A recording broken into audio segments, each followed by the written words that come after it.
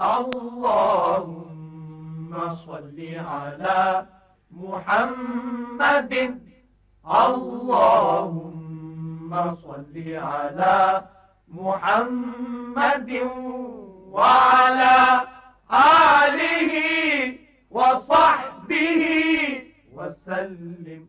اگر کسی شخص کے روزے رہ گئے ہیں تو پھر اس کے دو طریقے اللہ نے اور اس کے رسول صلی اللہ علیہ وسلم نے ہمیں بتا دیے ہیں، اس کو اختیار کرنا چاہیے۔ مثلا اگر کوئی شخص بیماری کی وجہ سے اس نے روزہ چھوڑ دیا اور وہ روزہ نہ رکھ سکا تو رمضان کے بعد اگلے رمضان تک وہ ان روزوں کو کسی وقت بھی ادا کر سکتا ہے۔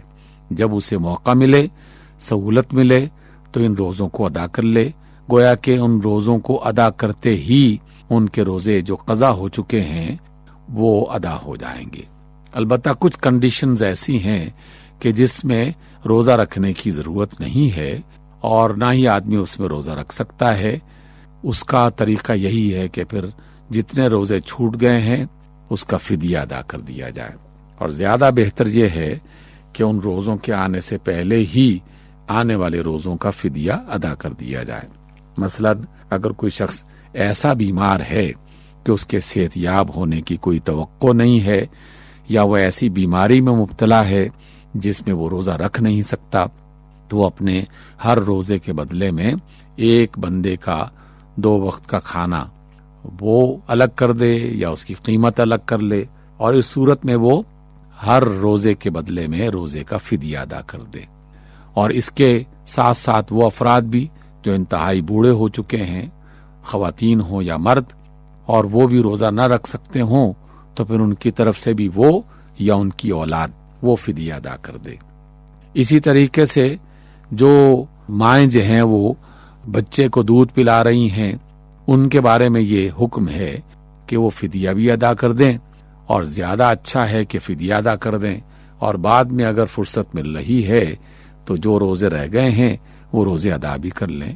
لیکن بعض فقہا کا یہ کہنا ہے کہ اگر وہ روزے نہ بھی ادا کریں تو صرف ان کی طرف سے فدیہ دیا جانا یہ کافی ہے۔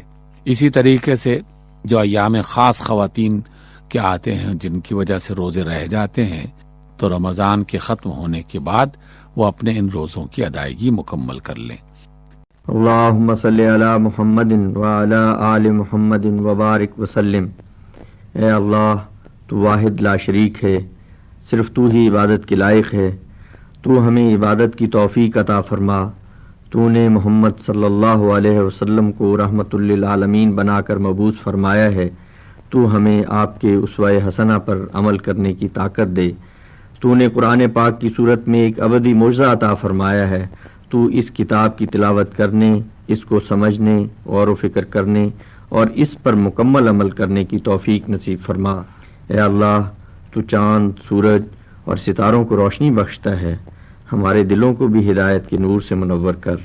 تو ہمیں رزق حلال عطا فرما، ہم تجھ سے ہی اپنی حاجت روائی کے طلبگار ہیں۔ بے شک نیکی کی توفیق اور گناہوں سے بچنے کی طاقت تیری طرف سے عطا ہوتی ہے۔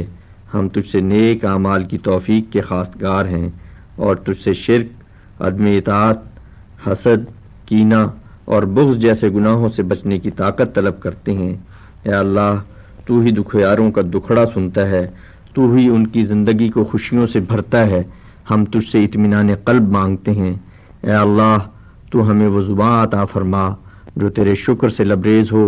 اے اللہ، ہم تجھ سے ان دعاؤں کی توفیق مانگتے ہیں جن کے لیے اٹھے ہوئے ہاتھ کبھی تیری بارگاہ سے خالی واپس نہیں آئے۔ ہم تجھ سے اس طاقت کا سوال کرتے ہیں جو تیرے نام کو سر بلند کرنے کا ذریعہ بنے۔ تو ہمیں وہ علم عطا کر جو تیرے نام کی عظمت کی دھاک دلوں پر بٹھا دے۔ اے اللہ، تیری رحمت سے ہی دلوں میں محبت پیدا ہوتی ہے۔ ہم تجھ سے اسی رحمت کے سوالی ہیں جو دلوں کو جوڑ دے، جو ٹوٹے ہوئے دلوں کو خوشیوں کی بہار دے۔ اے ہمارے رب، اس وطن کو، اس کے رہنے والوں کو شاد باد کر۔ تو ہمیں فلاح و بہبود کی منزل مراد سے ہمکنار کر۔ تو ہمیں قومی اور ملی سطح پر سیدھے راستے دکھا۔